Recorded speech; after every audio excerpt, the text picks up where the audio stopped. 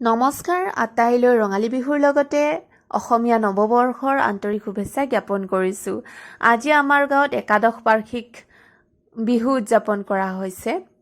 সকলোফালে আমাৰ গাঁৱৰ ৰাইজৰ মানুহবিলাক আহি পাইছে আৰু এতিয়া ইয়াতে পতাকা উত্তোলন কৰা হ'ব। আৰু পতাকা উত্তোলন কাৰ্যসূচীৰ পিছত এইফালে কৰি থকা হৈছে বৃক্ষৰোপণ। চাৰিওফালে ধুনীয়াকৈ বৃক্ষৰোপণ কৰা হৈছে বিশেষ বিশেষ ব্যক্তিৰ দ্বাৰা। আৰু তাৰপিছত এইফালে এয়া মই অকণমান মাইকত কথা কৈ আছিলোঁ। আৰু তাৰে পিছত আমাৰ ষ্টাৰ্ট হৈ গ'ল খেল ধেমালি প্ৰতিযোগিতা। এয়া কণ কণ ল'ৰা ছোৱালীসকলৰ খেল ধেমালি প্ৰতিযোগিতা।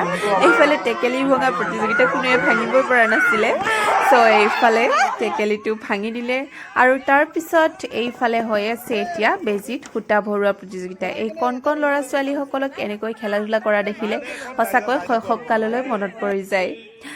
আৰু তাৰপিছত এয়া মহিলাসকলৰ খেলা হৈছিলে ৰছী টনা প্ৰতিযোগিতা আৰু তাৰে এয়া আপোনালোকক কিছু অংশ দেখুৱাই দিছোঁ। আৰু তাৰপিছত ঘৰ আহি এপাক তিনি ভনীয়ে আমি মিলি পেলাই নাচিলোঁ। তাৰপিছত আকৌ গধূলি ওলাই গ'লোঁ আমি অনুষ্ঠান চাবলৈ। এইফালে ডেন্স কৰি আছে। তাৰে পিছত ৰাতি মুকলি বিহু আছিলে।